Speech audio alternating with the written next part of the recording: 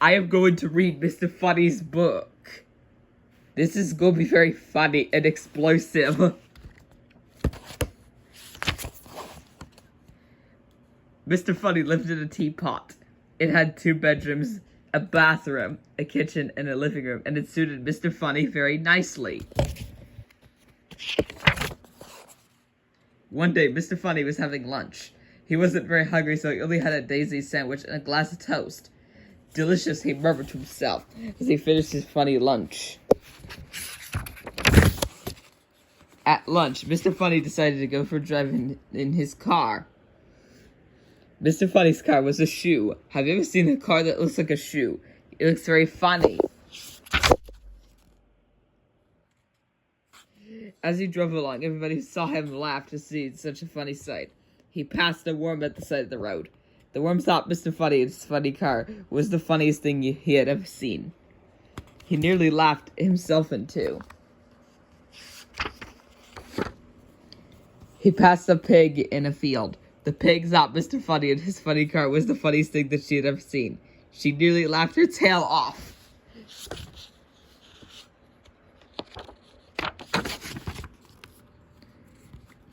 Even the flowers he passed thought that Mr. Funny was the funniest thing that they had ever seen. They nearly laughed themselves out of the ground.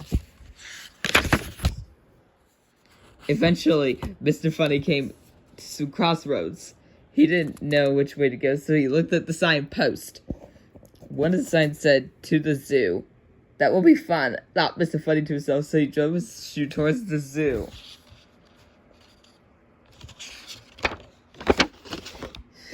When he arrived at the gate of the zoo, he stopped. It was closed.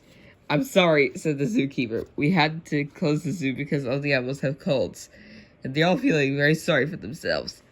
"Oh dear," said Mr. Funny. Then he thought, "Perhaps I could help to cheer them up," he said. "Well," said the zookeeper, "it's worth a try." Then he opened the gate.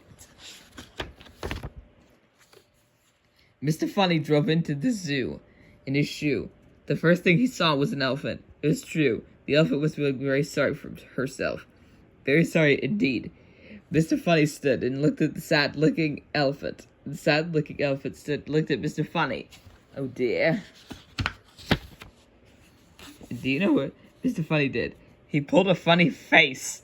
Mr. Funny, as you'd imagine, is very good at pulling funny faces. The elephant giggled. She'd never seen anything so funny. Mr. Funny pulled out another funny face. The elephant burst out laughing. The elephant laughed and laughed and laughed. She laughed so hard she nearly laughed her trunk off. And she felt a lot better. Mr. Funny went over to the lion house. There was the lion feeling extraordinarily sorry for himself. Mr. Funny looked at the sad-looking lion. And the sad-looking lion stood and looked at Mr. Funny. Oh dear. And then Mr. Funny pulled the funniest-looking face that's probably been pulled anywhere, ever. Now, you've heard a lion roar before, haven't you? Well, this lion roared too, with laughter. He laughed so hard that he nearly laughed his whiskers to pieces.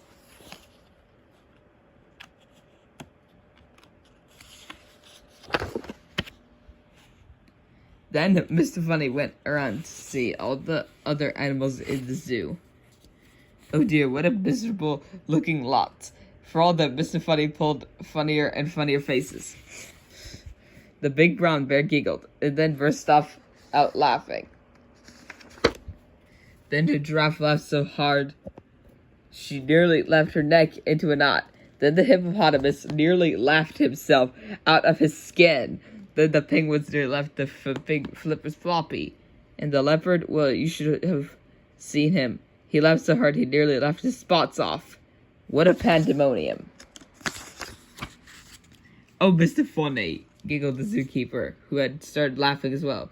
"Oh, Mr. Funny, thank you very, very much indeed to come and to cheer us all up." "Oh, it was nothing, really," replied Mr. Funny modestly, and drove off in his shoe. Later, when Mr. Funny arrived home, he chuckled to himself. "Well," he said, "that's the end of another funny day." Then he parked his shoe, went inside his teapot, and Just because he was feeling thirsty, he made himself a nice hot cup of cake. Well, in the actual world, this book is very explosive. Coke. Little Miss Tidy's eye is close up.